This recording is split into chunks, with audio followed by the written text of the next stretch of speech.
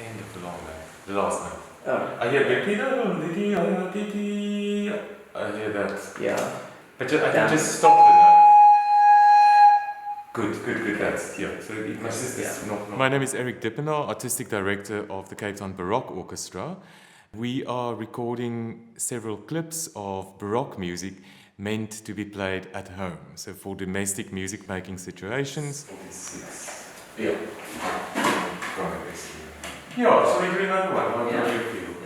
And we are doing this in the home of Cape Town-based harpsichord and organ maker Bill Robson.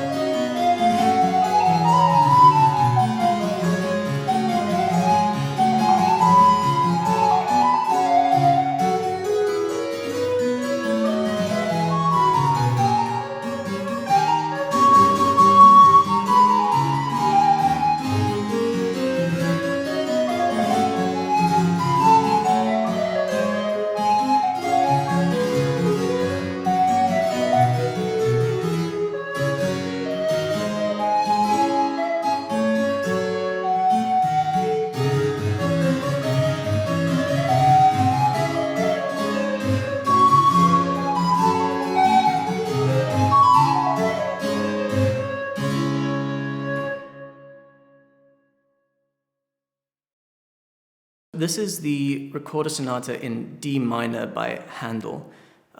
Lovely piece that I like very much. It's always very nice to play Handel. It feels kind of momentous because he was the first composer that we know of, and we would know, who had an unbroken performance tradition after his death. So most other composers of the time had their music fall into disuse after they died. They would stay current for 10, 20 years and then be forgotten and rediscovered later.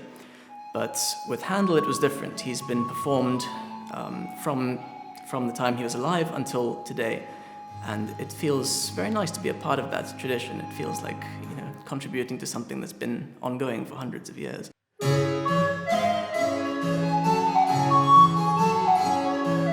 This particular piece was published in around 1724, and as with many pieces of the time, it was indicated to be played on recorder or other instruments. Handel was fortunate to be living at a time when the publication of music for public consumption was quite high, and publishers would look at these pieces and say, well, these can be played on a variety of instruments, and use that to sell more copies. Obviously, some of the pieces would be better suited to one instrument than another, so this piece could be played on the recorder or the violin or the oboe or what have you, but I think it's uniquely suited to the recorder because of the kind of singing quality, especially of the first movement, and the recorder is such a close instrument to the human voice, it can really capture that.